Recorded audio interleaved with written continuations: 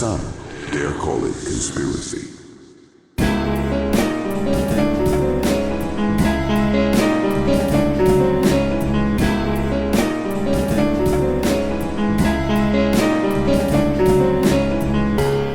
Welcome to the Some Dare Call It Conspiracy podcast, hosted by Brent Lee and Neil Sanders. After nearly 20 years exploring the world of conspiracy culture, we are taking our guests and listeners on a guided tour of the rabbit hole. Our mission? To discover where the truth lies. Anyway, Coco continues. Not like in my grandfather's time, when he was really surrounded by a lot of occultists and a lot of very strange things were going on. And at this point, I was like, well, tell us about these strange occultists. And I also thought that your grandfather Donovan was one of the all right people that somehow avoided all this and yet was massively successful and knocked around with the Rolling Stones and Led Zeppelin and things like that, and did songs about vibrators and lots of drugs. And taught the Beatles how to fingerpick. Yeah, all that sort of stuff. Yeah, so that they could go out and do their communist nerve jamming. But anyway, Garth continues. Well, you hear that, don't you, about the 60s, you know, Jim Morrison and the whole kind of connection to the CIA and stuff. And I think that was probably maybe going on in the 90s as well. Although actually, particularly in America, because I think about it now, like, I grew up loving Kurt Cobain, loving Nirvana. I remember there being a quote about Kurt Cobain. He was the guy that told American kids, basically teenagers, he told them how unhappy we were, like they didn't even realize. And so, I love that. See how quickly he moved the goalpost after what we were just pointing out in the previous episode. Yeah. Within sentences, he's moving that goalpost. Oh, maybe the whole point was to turn them on to drugs and self-harm and heroin and dressing like tramps and stuff like that. And it's like, well, kind of, but again, it's not for reasons that you'd think. It's just to make money. Like that's how capitalism works. But anyway, and it's like I'm thinking about it. I'm thinking, well, there's a balance, isn't there? Because they probably want artists to make people feel rubbish and sad because that's good, yeah. But then at the same time, they don't want them to feel too rubbish and sad to the point where they go, hang on a minute, I'm not having this. And then you get a real revolution. Yeah, that's interesting.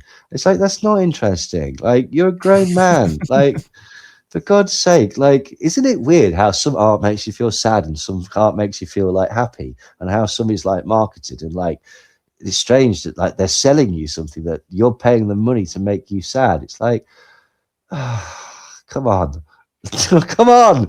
It's about experiencing emotions. Like that's what it's about.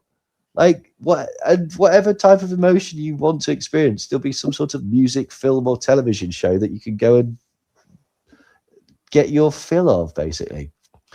Anyway, Coco goes, well, I mean, you could also say that in the 90s there was a bit of a problem with heroin, and grunge culture kind of promoted heroin. And with each musical genre, there comes a kind of drug culture. And with that, the course of the drugs are coming from the criminal networks, and the criminal networks are connected to the government, and the government's connected to the occultists. And so it's all really connected. And with that in mind, I'd like to draw you back to not about 10 minutes ago when we were talking about the Happy Mondays being connected to the first shipments of ecstasy tablets from Amsterdam to the UK. So by her own logic, that must mean that her dad is connected to some sort of hard occultists, or, you know, they just fancied doing some ecstasy. It's one of the two. But this is an idea that she's got from John Potash and to a lesser degree Dave McGowan. John Potash has got this idea that certain drugs are used to stifle artists, and there may be a degree of truth to some of what he says. He says, like, particularly in the hip-hop world, he speaks about Tupac being heavily sort of given alcohol and marijuana and also promoting this, and there is a degree of that. You know, we've all seen Boys in the Hood, we've seen Furious do his speech about how there's a liquor store on every corner and now there's a gun store on every corner. They want is to kill each other. It's like, so there is a degree of this, but well, what John Potash suggests is that in regards to heroin, there were two sets of people that were destroyers of scenes. One person or one group destroyed or led to the destruction of the radical punk movement of the 70s, and this other one person was apparently injected into the grunge scene in order to destroy the anti-establishment message of that scene too. And who John Potash suggests these people were in the 1970s, the New York Dolls and then Johnny Thunders and the Heartbreakers. And in the 1990s, do you want to have a guess who he thinks was the government agent set to destroy grunge music by introducing heroin? Butch Vig. Courtney Love. Oh.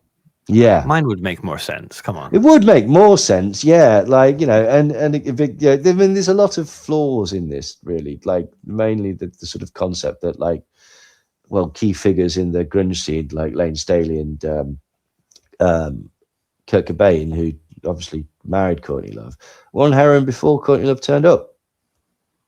But anyway, basically, the theories pretty much surround the idea that Courtney Love has had a bit of a checkered past, that she's worked as a stripper and a prostitute in various locations, and that she made some sort of anecdote about being in the back of limousines with army generals.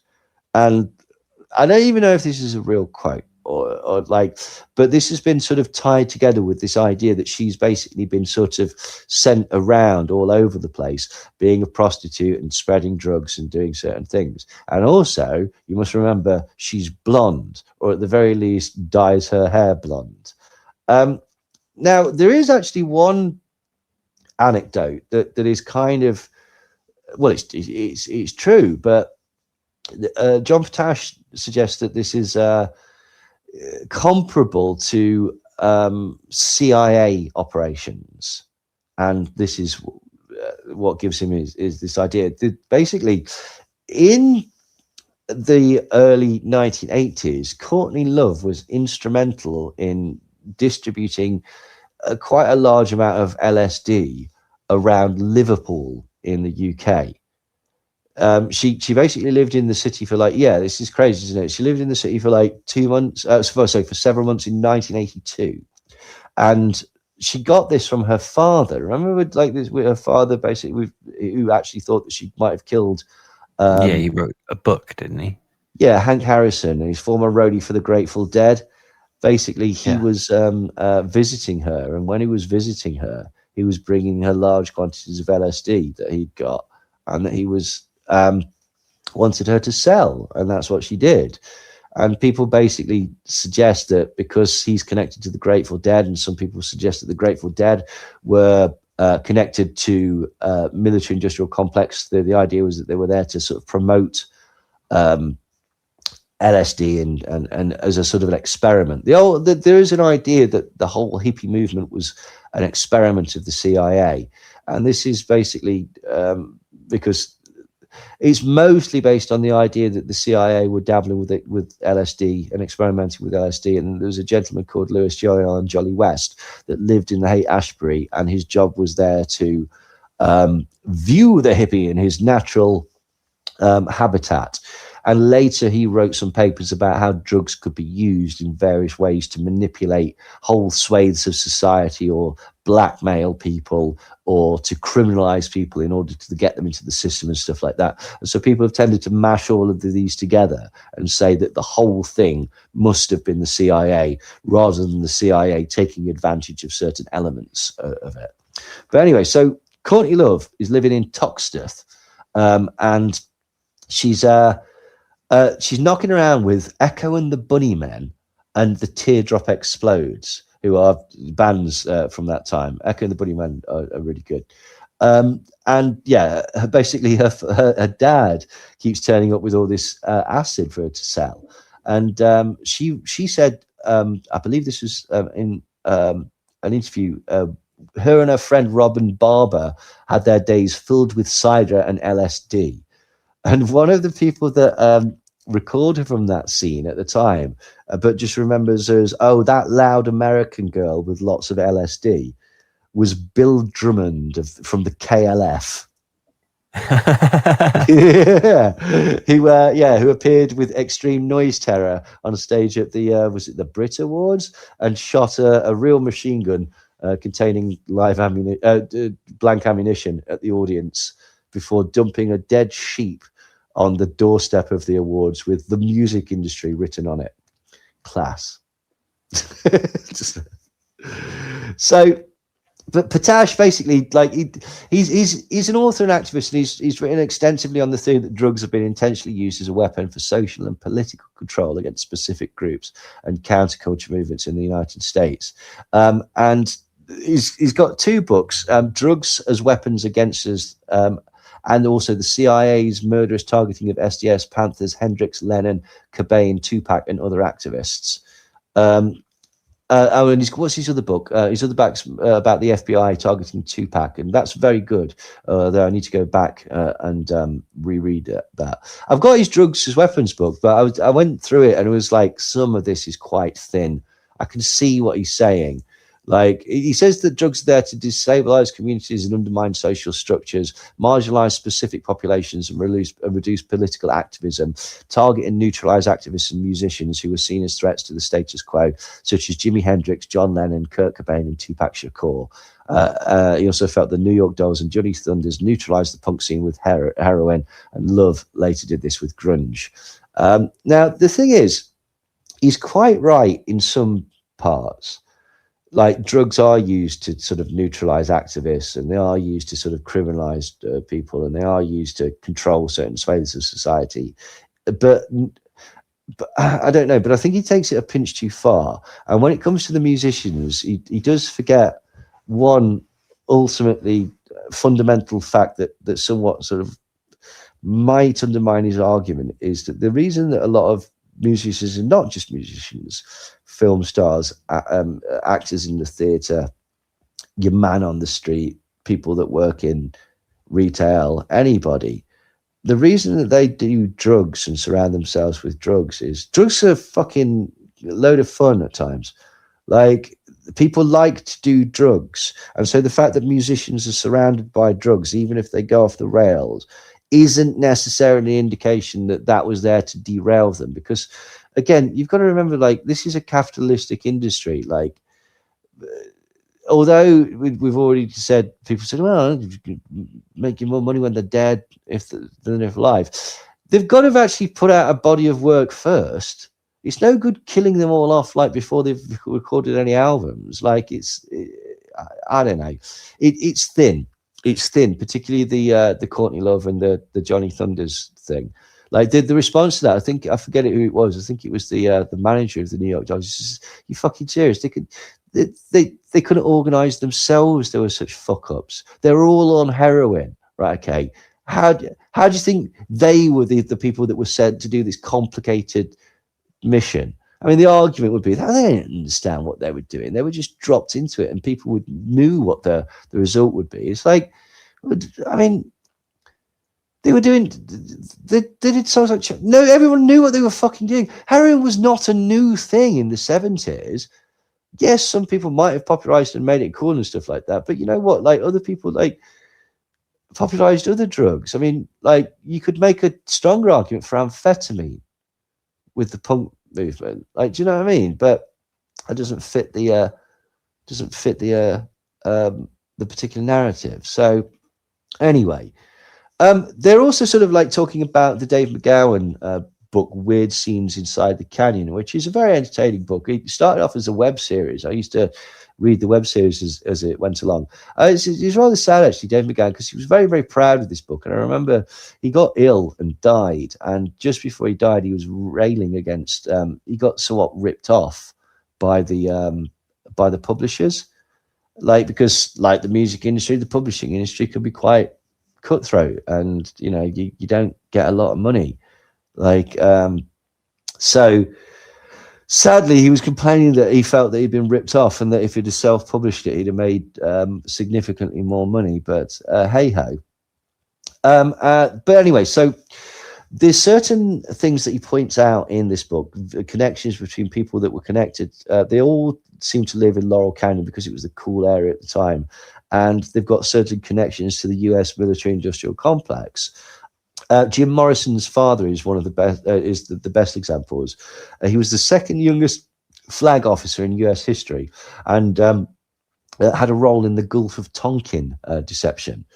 Jim Morrison's father, George Stephen Morrison, was a U.S. Navy admiral who served as the on-scene commander of the American naval forces in the Gulf of Tonkin during the incident that became the primary justification for the escalation of the Vietnam War. Now, people in the conspiracy world fucking love that, because this is an example of a genuine false flag operation that actually happened, where the American government pretended that they'd essentially been attacked, and this was caused an escalation, which ultimately led to the start of the Vietnam War, or the more accurately, the USA's involvement in the Vietnam War. Now, this is basically seen as a sort of huge thing, and also the fact that Jim Morrison claimed at times to be possessed by a spirit of a Native American shaman. Like, that sounds all a little bit like mind control and stuff like that. And he died in mysterious circumstances. So all of these things are sort of clues that he was sort of planted into this position. And the idea behind Dave McGowan's theory is that a lot of the prominent members of bands in the 60s were connected to people that were like Jim Morrison's father, prominent in the US military, and had key positions that were involved in what seems to be nefarious organizations. And therefore, this cannot be a coincidence. This must be indicative that all of these people were placed into position, and that therefore their music must be some sort of government operation, in as much as, like Potash has said, it's there to sort of influence society and influence people. Basically, it depends what you think, because like an argument against it is that Jim Morrison was estranged from his father at the time that he was famous, and would often tell people that his parents were dead. But people will respond and say, well, of course he said that. That was just a cover story, so that you didn't realize how entrenched he was with US military-industrial complex. Frank Zappa's father was worked as a chemical and biological weapons engineer at the Edgewood Arsenal. And I believe for a time, a very short time, Frank Zappa may have lived on the base.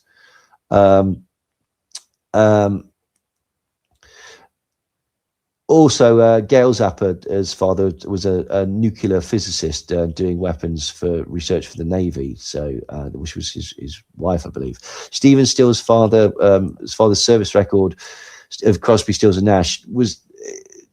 McGowan suggested it's slightly weird and obscured, and he spent like the post-war era hopping around Central American hotspots, and also he sent Stephen Stills to a military prep school. So this is evidence he thinks that Stephen Still's father was some sort of like spy, maybe even like some sort of an assassin that was going around like causing all sorts of problems for various people.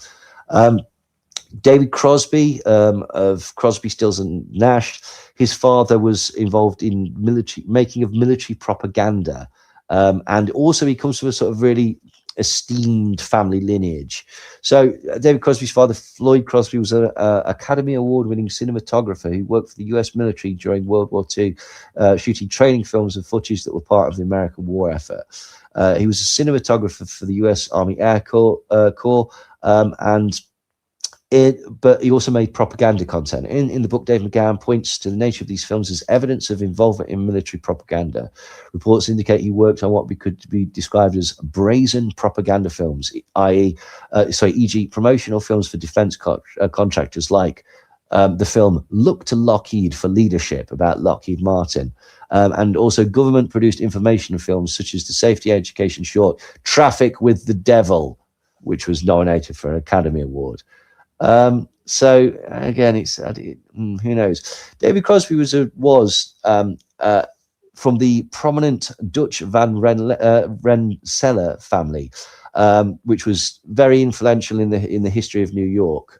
His great grandmother was Catherine Lou Van Rensselaer, and yeah, basically. Also, his paternal grandmother was Julia Floyd Delafield, and the Delafield and Van Rensselaer families intermarried, and basically they're aristocracy. They're like considered like British aristocracy, basically. John Phillips of the Mamas and the Papas, his father was a Marine officer. He was also sent to military prep schools. He attended the Naval Academy in Annapolis. Graham Parsons of the Flying Burrito Brothers, father was a famous ace pilot, and his mother was the heiress to the Snively fortune. So again, like American aristocracy. So anyway, McGowan postulates that the hippie dream and the counterculture movement were not organic grassroots phenomenon, but were deliberately shaped and co-opted by powerful secret entities to control the youth and potentially to undermine the anti-war movement. The argument is that associating the anti-war movement, essentially a more mainstream student academic movement, with sex, drugs, and rock and roll would discredit in the eyes of the general public. And it's like, I don't know, like, there's a lot of coincidences, but you know, coincidences do happen. It's another one of those things where it's like, yeah, but so what? Like, which of the Doors music was there to put? Well, I suppose the point is it's supposed to be all sexy, and it's the point is that we're not talking about politics. It's not dissimilar to the thing that was discussed before about the idea that like political songs in the rap genre, political groups like Public Enemy were sidelined for gangster rap, and that this was some sort of government plot. And the more like, I mean, I'll put it this way, okay. Public Enemy still existed, right? Do you know what I mean? And other political hip-hop groups already existed. What's probably more likely is that gangster rap is sort of more salacious and exciting and is easier to sell. Yeah. Now, does it also basically, you know, give people certain role models that young impressionable people might be drawn to? Yes. Does it promote a fictionalized ideal of certain things? Yes, it does. Does that mean that it's a government? Is there evidence that certain things that it's promoting, like crack sales, were also promoted by elements of the American government? Yes, there is. But it doesn't mean that it was all necessarily connected, and that it was all, you know, it's probably more that it's a reflection of society at the time as opposed to a driver of it. That's my take anyway. So Garth continues. You know, it kind of makes me laugh because you've got all these establishment punk rock guys, you know, sticking up two fingers to the establishment whilst buying drugs for them, which I guess is, when you think about it, that is kind of crazy. I mean, in terms of obviously as someone that's looked at mind control, both in, you know, studying it and stuff like that. But, you know, you've also had your own experiences with your family and with the music industry. What fucking experiences? She hasn't explained these experiences yet. And what study? Well, yeah, you know, she's read John Potash's book apparently, and like, again, that is a huge oversimplification. Have there been times when governments are selling drugs? Right? Yeah, yes, absolutely. Right? Does that mean that all drugs are from the government? No, it doesn't at all. No, not even close. Like, so this idea that because certain people within the grunge scene used heroin, that must mean that it was government bought heroin or a government plot. No, not necessarily. Like, and I've not seen any evidence that it was. So, do you think, you know, say if you put on the TV or if you turn up at an awards dinner, you could tell who sold their soul, or who kind of knows what's going on, or who's under a spell, or who deep down is probably a nice guy or a nice lady? So that's Garth asking Coco Sean Ryder. if she could tell, like if she was dropped at like a industry event, who was under mind control, who was into the cult, who's into magic, who's under a spell, who's hypnotized, and who's just oblivious to it, and and that's the sort of thing that only a massive narcissist would ever say. Like, of course I could do that. Like, because I mean, A, you've by your own admission not been involved in those circles, and B, how would you even begin to be able to do something like that? And Coco says, well, I can definitely tell you because I have some pretty strong intuitive abilities. And my note here says, oh, fuck off. No, you don't. I can see it very clearly, probably because I spent the last 10 years of my life going through the motions with these people and the things that they do to people. I'm like what? Tell us these fucking things. Tell us. And I've learned a lot. I've learned to recognize a lot and trust my intuition. So it's not just people who sold their souls and things like that who are under occult influences, but there's also mind control. And these are two different things, and they go together, but they're two different things. And the mind control is about the subconscious. It's about the images and symbolism and frequencies and different kinds of technologies and machines. And I think she's probably read a little bit about Ewan Cameron and William Sargent, and maybe even Ross Addy and synthetic telepathy, which is real things, but you don't need to use them in pop music. It would be needlessly complicated. And they can use them to influence the way that you think and say what they do. And then obviously they have different methods, like with trauma-based mind control, where they put you through various traumas that they can control you through, and that you lose your memory and things like that.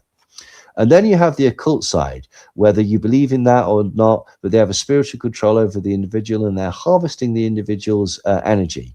And they've attached a lot of, let's say, quote unquote, demonic entities and artificial entities to the people. And I can say definitely, and I can definitely spot it for sure. And you mentioned Taylor Swift earlier. It's funny, my sort of uncle, he's an astrologer. Now that's a dangerous sentence. My sort of uncle, he's an astrologer. Anyway, and he's an astrologer who specializes in criminal minds, criminal activity, and mental illness. So he's a charlatan. Anyway, and he has said, from viewing Taylor Swift's astrology chart, that she is straight up psychopath, 100% psychopath. And I'm like, that's not how anything works. I mean, let's just say, right, okay, let's ignore the massive glaring idea that basically you cannot use someone's astrology chart to diagnose mental illness or sort of mental faculties. He's also made the cardinal sin that as a psychiatrist, whether that's in the astral plane or not, you are not supposed to do that as a distance. You're not supposed to do it because it's literal what would be called armchair diagnostics. You would need to speak to Taylor Swift to establish that she was 100% psychopathic. And so at the very least, he's going against these astrological medical principles there. I think that's poor form on his part.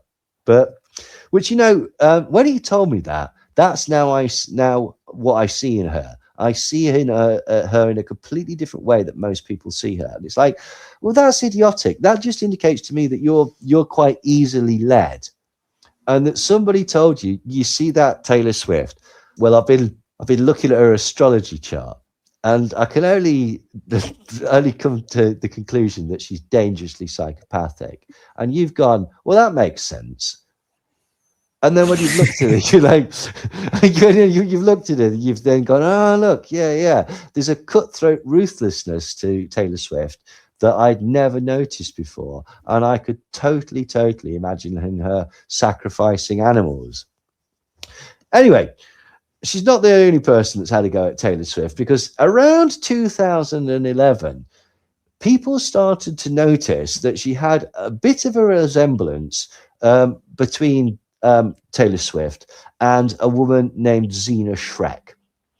And Xena Shrek just so happened to be the high priestess of the Church of Satan from 1985 to 1990. She's the daughter of Anton Sandor LaVey. That's exactly what I was about to ask you. Yeah. Now she gets the name Shrek from Nick Shrek, the Manson expert, who one time I had beef with, and yeah, so they it's weird. Like, depending on what you say, they were and weren't involved in certain occult practices. Like Nicholas Shrek lost an ear once.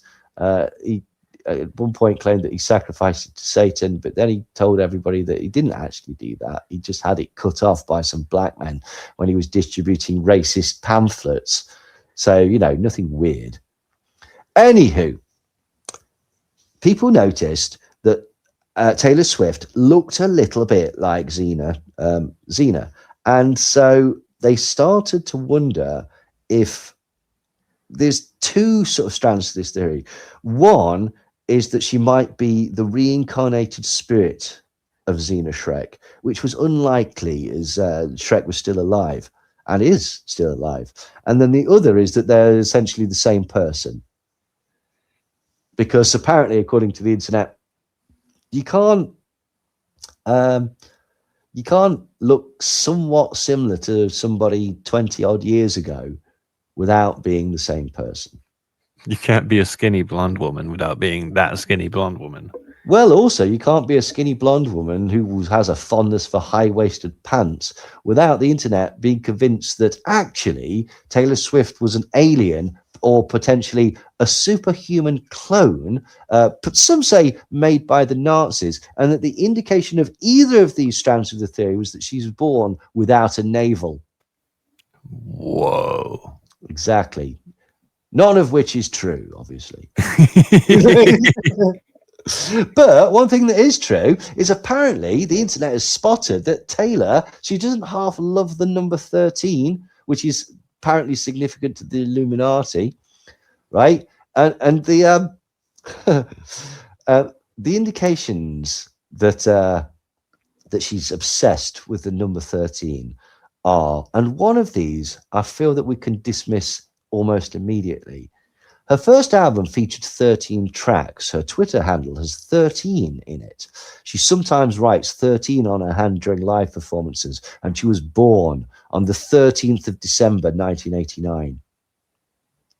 Now, I think we can happily dismiss the being born on the 13th as like being pre-planned by her in any way. And the other stuff is just like, oh, who cares? Literally, who gives a shit? Apparently, though, she was inducted into the Illuminati during her embarrassment. What's it called? A public humiliation ritual, when Kanye West walked up to her and said, "I'm going to let you finish," but Beyonce had the best video of all time. Like, I love how the Illuminati have massively oversimplified the public humiliation ritual, because now Kanye West just simply has to say that he knows you, and that will cause significant public humiliation. Also, basically, in the Look What You Made Me Do video, and during her Reputation era, she used snakes. Yeah, absolutely. And the symbol of the Ouroboros. And this was interpreted by some as obvious that she's deeply, deeply concerned with the occult. Possibly in a secret society. Also, do you know about Tadolf Switler? No. Tadolf Switler is simply where people put pictures of Taylor Swift, sometimes in Nazi regalia, and then just put quotes from Hitler or Goebbels or people like that underneath, as if it's a meme or like a sort of like postcard, because Nazis feel, and I quote, that she is an embodiment of the perfect Aryan goddess. It may not be entirely serious, but it is quite funny.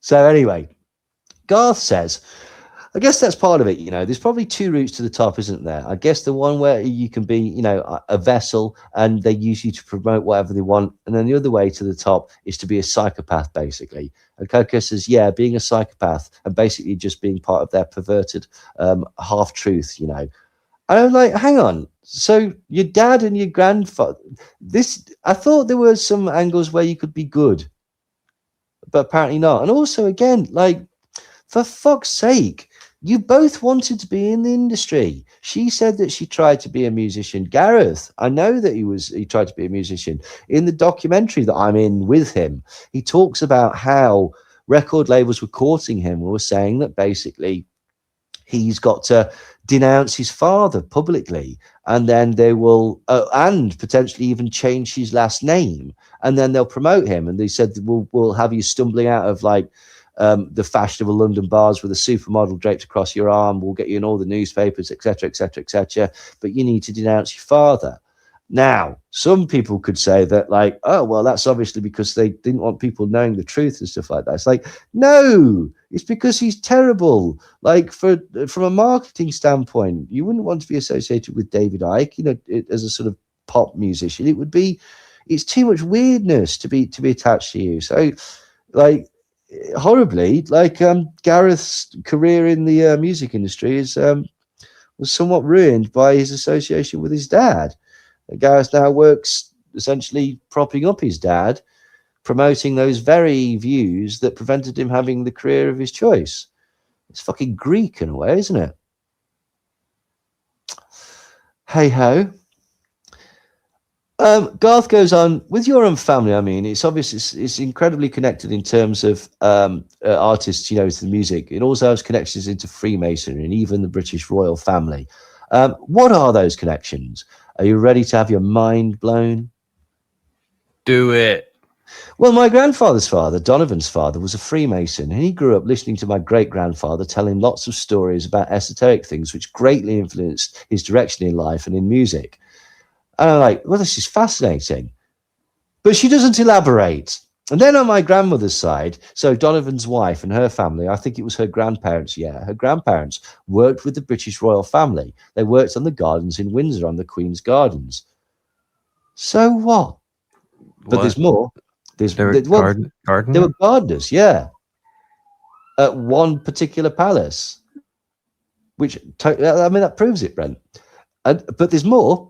And then on my great-great-grandparents, who are married into that family, are in Windsor, they actually came over on a boat from Lithuania with Russian royal family, but they were gypsies. So they're on the boat with Russian royals, but they were gypsies.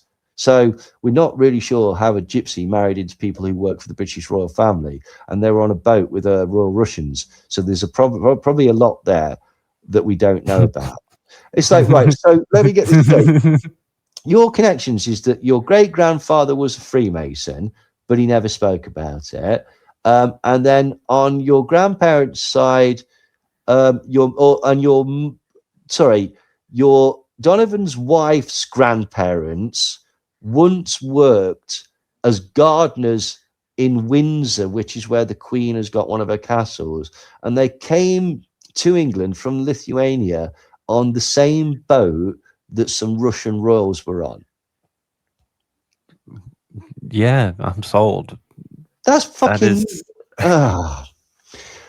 We're not really sure how gypsies married into people who work for the British royal family. What, a family of people that got gardeners? Gardeners? Are you mad? Are you fucking mad? Like, they just cut things off plants, essentially. They're trimmers. That's what they do. It probably would have been labor. Yes, exactly. Like, it's not like they weren't the fucking, like, what's that bloke, the host of The Stool or whatever. They weren't like that. They weren't in the Queen's ear going like, I'd watch that fucking Jimmy Savile if I were you. I've heard some things. Like, there was nothing like that going on. Like, oh dear. But Garth thinks, oh, that's amazing. That's another rabbit hole that you can go down, because there's so much there in terms of the Russian royal family and the Bolshevik Revolution and all that stuff that I don't know about, because I was never taught it at school. And it's like, well, fucking get a book then, right? And aside from anything, right, I was taught about World War I at school. I remember doing "Oh, What a Lovely War" and Anastasia, and understanding that like essentially they were all married and the Tsar was overthrown. Yeah, we perhaps didn't go into the like specifics of fucking Lenin and how he was like driven by Marxist economic theory, right? But we at least had an understanding of it. He goes on to say, it was just all you learned about was the Nazis. No one ever spoke about the Bolsheviks at all. I'm like, oh, fuck off. We really are in non-dare call it conspiracy territory here. And Coco says, yeah, there's a lot of history we're missing. And it's like, okay, fine. I'll give 20 quid to the charity of your choice if either of you can fucking tell me anything about the Bolsheviks. Anything at all. Oh, they were Jews. No, try again. Oh, it was part of the Illuminati. No, try again. Like, if you could even tell me what Battleship Potemkin is, like, I'd be astonished. Anyway, so absolutely. And so my grandfather with the whole Freemason thing, and if you have a Freemason in your immediate family, there's always going to be something strange going on. Fucking what? Tell us then. Tell us what? And it wasn't your grandfather. It was your great-grandfather, right? I don't think it's a coincidence that he was discovered on the street when he was 16 and then put on television and then suddenly became one of the most famous people on the planet. I don't think it's a coincidence that his father was a Freemason. So that's where all this shit has gone. Coco has worked out that that's how Donovan was inducted into the industry. It wasn't because of any specific talent or charisma or anything. It was because his dad was a Freemason. But according to also to them, that must mean that your great-grandfather was demon-possessed. Again, it's not really, it's not very coherent. Garth says, have you spoken to your grandfather about this? And she says, well, I've tried to, but they have their worldview and their view about things, and that makes the world seem nicer, you know. They're very spiritual people, and they have certain perspectives, and if you try to talk to them about things that are too dark, they just shut off. They're not open to it, which is perfectly fine. All right, okay, so you don't have any insight at all, and when you've approached them about all this Illuminati shit, they've basically said, bless your soul, you know nothing. But Garth sticks up for her and says, maybe it's a defense mechanism that they need, you know. Yeah. And then she goes on to say, like, I've certainly seen these people try and manipulate my grandparents. And Garth says, what? In terms of what? Back catalogue? Finance? What? And she goes on to basically say, well, there's all these weird people, strange and odd things happening, and like, let's say mind control stuff and like strange people. I think of a lot of it has to do with disconnecting people from reality so they're easier to manipulate. And I just think a lot of it has to do with this sort of egomaniac, perverse network. And it's just non-stop working all the time to target individuals. But you'll notice she can't give any examples of any of these things. She's just sort of saying, there's some weird shit going off around my grandparents. It's ridiculous. Like, they then go on about how basically musicians need to be isolated because they're sort of really special beings, and that if you're going to control people, these people who are special and have got this sort of powerful energy inside them, that they need to be sort of walled off from people. And you must remember at this point that both Garth and Coco think that they're talking about themselves at this point. Anyway, yeah, Coco says they'll plant people in their life that are constantly whispering in their ear and influencing their direction, which often will, and that direction is to push away the people that actually love and respect you, and surround yourself with people that don't love you and don't respect you, but just want to kiss your ass and tell you whatever you want to hear. It's like, well, that sounds like either sort of the records label basically going, look, trust us, cut this dead weight and we'll turn you into a star, or basically people that want to mooch off people with money, mooching off people with money, basically. Anyway, so they do have people that are influencing them in the direction towards isolation for sure. Also, there are people within my family, whereas if I didn't have a good upbringing and we did have access to certain things, we could make a real difference, you know. We could really help a lot of people, and the people around us, they wouldn't want that at all. So they made it their mission to send our family into as much chaos as possible. And that's basically what they do. They're just generating as much chaos as possible in as many people's lives as they possibly can. And Garth says, well, yeah, I mean, order out of chaos. It makes complete sense when you think about it like that. And I'm like, what does? You've just literally recognized a word. Yeah, exactly. You spotted a word.